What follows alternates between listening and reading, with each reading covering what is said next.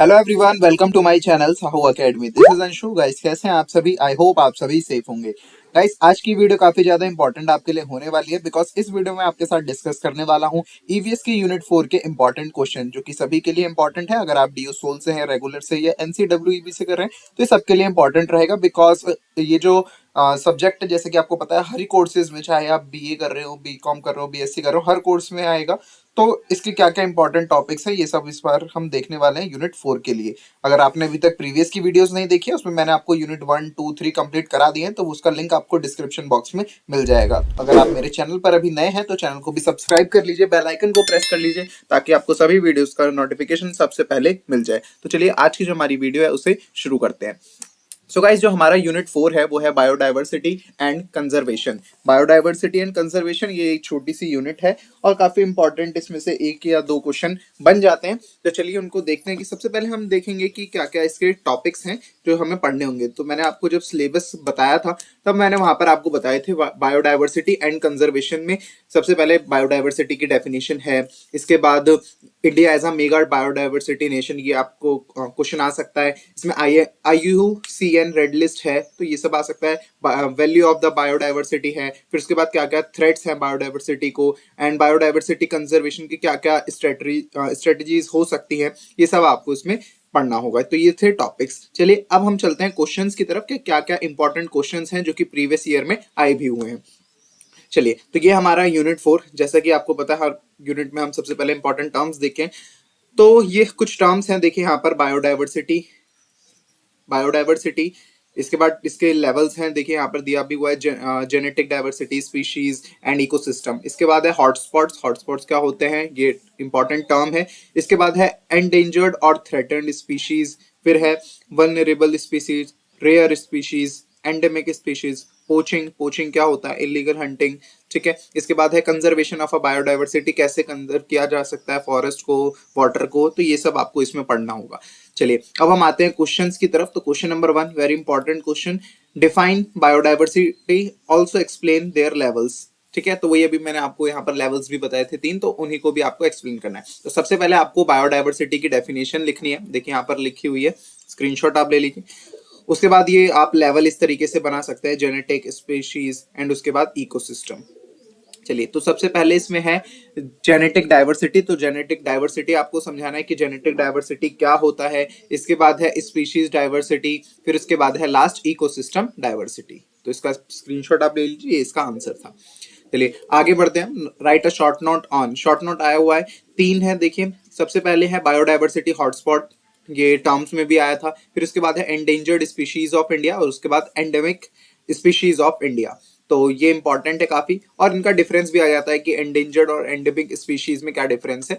तो आप इन, अगर आपको ये टर्म्स पता है तो आप इसका डिफरेंस भी अच्छे से कर सकते हैं। तो यहाँ से देखिए बायोडाइवर्सिटी हॉटस्पॉट को ये समझाया गया कि हॉटस्पॉट क्या है, तो ये इसका आंसर हो गया।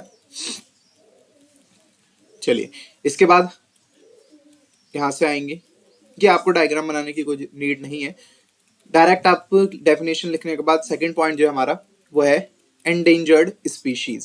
एंडेंजर्ड स्पीशीज क्या है, उनको आपको एक्सप्लेन करना है। एंडेंजर्ड स्पीशीज के अंदर क्या क्या आता है, जैसे कि यहाँ पर एग्जांपल से भी आप समझा सकते हैं। यहाँ दिया गया है एंडेंजर्ड जो एनिमल है, जैसे बंगाल टाइगर है, बंगाल फॉक्स है, एशियन एलिफेंट है। तो कुछ आप एग्जाम्पल यहाँ पर लिख सकते हैं, यहाँ बहुत सारे एग्जाम्पल लिखे हुए हैं। ऐसे ही एंडेंजर्ड बर्ड स्पीशीज, तो यहाँ पर देख सकते हैं आप, साइबेरियन क्रेन दिया है, हॉर्नबिल है। इसके बाद रेप्टाइल्स है, एम्फीबियंस है, इनके भी आप एग्जाम्पल इसमें दे सकते हैं। इसके बाद थर्ड जो हमारा पॉइंट है वो है एंडेमिक स्पीशीज की। एंडेमिक स्पीशीज क्या होती है, उसमें फ्लोरा अगर बात करें, उसके बाद हम बात करें फौना की, तो उसमें क्या क्या चीजें आती हैं, ये सब आप इसमें बता सकते हैं। इसके बाद देखिए यहाँ पर दिया भी गया फैक्टर अफेक्टिंग एंडेमिक स्पीशीज, क्या क्या फैक्टर हैं जिससे कि जो स्पीशीज है वो एंडेमिक है, तो ये यहाँ से दिए गए। तो यहाँ से हमारा क्वेश्चन नंबर 2 वो कंप्लीट हो जाता है। नेक्स्ट है हमारा क्वेश्चन नंबर 3। क्वेश्चन नंबर 3 का फर्स्ट जो क्वेश्चन है, देखिए illustrate the different biogeographical zones of India, कि बायोजोग्राफिकल जोन्स क्या क्या हैं इंडिया के, वो आपको सारे एक्सप्लेन करने होंगे इसमें। तो चलिए देखिए, इसमें दिया गया है जैसे कि ट्रांस हिमालयास हो गया, इसके बाद हिमालयास हो गया, इसके बाद यहाँ पर नीचे आएंगे तो जेनेटिक प्लेन्स आपको मिलेंगे, सेमी एरिड आपको मिलेंगे, और डेजर्ट। तो यहाँ पर ये 5 पॉइंट्स है और 5 पॉइंट्स के बाद नीचे 4 पॉइंट्स और दिए गए। टोटल इसमें 9 जो है बायोजोग्राफिकल जोन्स हैं इंडिया में। तो सबसे पहले आप देखिए, ये काफी इंपॉर्टेंट क्वेश्चन बन जाता है, इसमें आपको ये मैप बनाने की कोई जरूरत नहीं है। तो यहाँ पर देखिए सबसे ऊपर जो है ट्रांस हिमालयास हो गया, देन उसके बाद हिमालयास, इसके बाद आप नीचे आएंगे तो यहाँ पर देखिए डेजर्ट है, सेमी एरिड है, वेस्टर्न घाट्स है, डेक्कन प्लेट्यू है, जेनेटिक प्लेन्स है, नॉर्थ ईस्ट इंडिया और इसके बाद आइलैंड। यानी कितने हो गए टोटल 9, और ये 9 काफी ज्यादा इंपॉर्टेंट है, ये क्वेश्चन आपका इस बार आ सकता है एग्जाम में। चलिए यहाँ पर देखिए एक और दिया हुआ है कोस्ट। चलिए इसके बाद हम आते हैं सेकंड पॉइंट पे, India as a mega diversity nation. जैसे कि आपको पता है इंडिया में बहुत सारे स्पीशीज हैं, तो इसको मेगा डाइवर्सिटी नेशन भी बोला जाता है। तो इसमें आपको यही बताना है कि इंडिया की बायोडाइवर्सिटी के बारे में आप इसमें पूरा एक्सप्लेन कर सकते हैं। रेफरेंस यहाँ पर दिया हुआ है, रेफरेंस ये वाला लेके इसको समझा सकते हैं। चलिए इसके बाद आगे देखते हैं, हमारा क्वेश्चन नंबर 4 है, what do you understand by the term conservation of biodiversity. तो कंजर्वेशन ऑफ बायोडाइवर्सिटी क्या है, या मेथड्स ऑफ कंजर्वेशन क्या है, यानी इसमें आपको पूरा कंजर्वेशन समझाना है कि कैसे हम उसको कंजर्व कर सकते हैं बायोडाइवर्सिटी को। तो सबसे पहले यहाँ पर डेफिनेशन ही लिखनी है आपको कि कंजर्वेशन क्या है। तो conservation is a protection, preservation, management, ये सब दिया गया है यहाँ पर, ये आप लिख सकते हैं, स्क्रीनशॉट ले लीजिए। इसके बाद यहाँ पर conservation can be achieved in 2 ways, 2 तरीके से हम कंजर्वेशन को अचीव कर सकते हैं। पहला है इन सितु कंजर्वेशन, इसके अंदर जैसे कि बायोस्फीयर रिजर्व्स हैं, नेशनल पार्क्स बनाने चाहिए, वाइल्ड लाइफ सेंचुरीज बनाने चाहिए, तो ये यहाँ पर दिया गया है, देखिए। इसके बाद एक मिनट नीचे आएंगे, चलिए यहाँ पर देखिए बायोस्फीयर रिजर्व है, फिर आपको वो बायोस्फीयर रिजर्व समझाना होगा, बिकॉज ये काफी बड़ा क्वेश्चन है, तो इसमें आपको सारी चीजें जो है वो डिटेल से समझानी होंगी। इसके बाद नेशनल पार्क क्या है वो आपको समझाना है। चलिए, और कुछ नेशनल पार्क के आप एग्जांपल भी दे सकते हैं, जैसे यहाँ पे दिया हुआ है Jim Corbett National Park Uttarakhand में, Kaziranga National Park in Assam. इसके बाद वाइल्ड लाइफ सेंचुरी सेम। उसके बाद सेकंड जो हमारा मेथड है वो है एक्स सितु कंजर्वेशन, जैसे कि जूज हो गए, जूज है यहाँ पर, इक्वेरियम है, बोटेनिकल गार्डन्स हैं, तो ये भी कंजर्वेशन का एक मेथड है। इसके बाद दोनों में डिफरेंस क्या है, ये डिफरेंस भी इंपॉर्टेंट है, इन सितु कंजर्वेशन एंड एक्स सितु कंजर्वेशन में क्या डिफरेंस है। चलिए इसके बाद नेक्स्ट जो हमारा क्वेश्चन है, question number 5, explain the major threats to biodiversity. Biodiversity के क्या क्या थ्रेट्स हैं वो आपको रेफरेंस देके बताना है इन पॉइंट्स पर, जैसे कि हैबिटेट लॉस से क्या बायोडाइवर्सिटी को थ्रेट है, poaching of wild life, man wild life conflicts, इसके बाद बायोलॉजिकल इन्वेशन, फिर उसके बाद है एक्सेसिव पॉल्यूशन। तो ये सब आपको उसमें समझाना होगा। तो यहाँ पर देख लीजिए आंसर दिया हुआ है। चलिए ये पोचिंग ऑफ वाइल्ड लाइफ है कि क्या क्या इफेक्ट पड़ता है, तो reduction of animal species in forest. Poaching of wild life क्या है कि इलीगल हंटिंग की जाती है, उसी को बोला जाता है। तो इससे क्या होगा, इफेक्ट क्या पड़ेगा इस वजह से, इमरजेंस ऑफ डिसीजेस।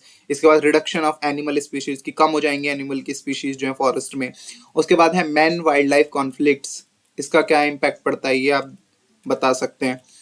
चलिए इसके बाद जो डी पॉइंट है वो है बायोलॉजिकल इन्वेशन। बायोलॉजिकल इन्वेशन क्या होता है ये आपको बताना है, जिससे दिया हुआ है, देखिए यहाँ पर, the process of introduction of और breaching of a new species with no historical record earlier in one biogeographical region thus extending the range of species is known as biological invasion। चलिए तो इतना ही आप इसमें बता सकते हैं, ज्यादा बताने की कोई नीड नहीं है। चलिए इसके बाद नेक्स्ट बढ़ेंगे हम आगे, एक्सेसिव पॉल्यूशन का क्या इफेक्ट जाता है वो आप इसमें समझा सकते हैं। इसके बाद हमारा नेक्स्ट क्वेश्चन है question number 6, describe the various services provided by ecosystem and diversity. क्या क्या सर्विसेज प्रोवाइड करता है हमें इकोसिस्टम, डाइवर्सिटी, ये सब आपको इसमें समझाना होगा। चलिए तो ये सारी चीजें देखिए दी गई हैं, जैसे कि food production, climatical stability, reduction in pollution, ये सब। चलिए ये तो बात हो गई हमारी इकोलॉजिकल वैल्यूज की। फिर यहाँ पर नीचे सोशल वैल्यूज को भी समझाया गया है, फिर इकोनॉमिकल वैल्यूज को भी समझाया गया है, जैसे कि बायोडाइवर्सिटी से हमें क्या मिलता है, टेक्सटाइल मिलता है, लेदर मिलता है, सिल्क है, पेपर है, पल्प है, ये सब हमें बायोडाइवर्सिटी से ही मिल रहा है, इसलिए ये इकोनॉमिकल वैल्यू में आ रहा है, बिकॉज इसका आगे बिजनेस भी होता है। ठीक है, इसके बाद है एथिकल वैल्यूज, फिर उसके बाद एस्थेटिक वैल्यूज दी गई हैं, और उसके बाद लास्ट में कुछ ऑप्शनल वैल्यूज हैं। चलिए तो कोई भी 5 पॉइंट आप इसके लिए प्रिपेयर कर सकते हैं। इसके बाद हमारा क्वेश्चन नंबर 7, क्वेश्चन नंबर 7 है कमेंट ऑन द फॉलोइंग, यानी आपको इसके ऊपर कमेंट करना है, यानी बताना है, इनको एक्सप्लेन करना है। जैसे डिसअपेयरिंग हाउस स्पैरोज, जो हाउस स्पैरोज हैं वो क्यों डिसअपेयर हो रही है, क्यों कम हो रही है, अब आपको दिखाई नहीं देती है, तो ये सब आपको समझाना है। तो हाउस स्पैरोज जो है वो रेड लिस्ट के अंदर आ चुकी है, एंडेंजर्ड उसको स्पीशीज को घोषित कर दिया गया है। तो ये सब आपको क्या क्या उसके मेन रीजंस हैं ये सब आपको यहाँ पर समझाना है। जैसे यहाँ पर दिया हुआ है unleaded petrol, introduction of unleaded petrol, combustion of which, तो ये सब इसकी चीजें हैं। चलिए इसके बाद है एलिफेंट्स एज एंडेंजर्ड स्पीशीज। जो एलिफेंट है वो भी एंडेंजर्ड स्पीशीज के अंदर आ गए हैं, तो इनके क्या क्या रीजन है, जैसे कि हैबिटेट लॉस है सबसे बड़ा रीजन जो है। इसके बाद है पोचिंग ऑफ एनिमल्स, इलीगल जो हंटिंग की जाती है एलिफेंट्स की उनके तीत के लिए, तो ये सब आपको इसमें समझाना होगा। और इसके बाद ये लास्ट पॉइंट है हमारा, extinction of Indian tigers due to loss of genetic diversity. तो जेनेटिक डाइवर्सिटी के खत्म होने की वजह से या कम होने की वजह से क्या हो रहा है, इंडियन टाइगर्स भी क्या है, एक्सटिंक्ट हो रहे हैं, यानी कम हो रहे हैं। ठीक है, तो ये भी आपको इसमें रेफरेंस देके समझा सकते हैं। देखिए यहाँ पर अगर आप पॉइंट टू पॉइंट आप बात करेंगे तो वो काफी ज्यादा अच्छा रहेगा। जैसे देखिए यहाँ बताया गया globally 93% of the tiger ranges are lost, यानी आप उसमें अगर कुछ न्यूमेरिक चीजें भी ऐड करते हैं तो ये काफी ज्यादा अच्छा इंप्रेशन जाएगा इन्विजिलेटर के ऊपर या फिर जो भी आपका चेकर होगा। चलिए तो ये हमारे टोटल जो क्वेश्चन थे वो कंप्लीट हो गए हैं यूनिट 4 के लिए। तो गाइस चलिए ये थे हमारे इंपॉर्टेंट क्वेश्चन यूनिट 4 के लिए। आज हमने यूनिट 4 में क्या क्या इंपॉर्टेंट क्वेश्चन थे वो सब हमने कवर कर लिए हैं। अब लास्ट वीडियोस में मैंने आपको और सारी चीजें भी बता दी थी यूनिट की। अब इसके बाद हम आगे यूनिट 5, यूनिट 6 और यूनिट 7 जो हमारी 3 यूनिट बची है उनको भी कवर कर लेंगे। आई होप आपको ये वीडियो पसंद आई होगी। अगर आपको वीडियो पसंद आई है तो वीडियो को लाइक करिए, चैनल को सब्सक्राइब कर लीजिए, बेल आइकन को प्रेस कर लीजिए ताकि आपको सभी वीडियोस का नोटिफिकेशन सबसे पहले मिल जाए। Thank you.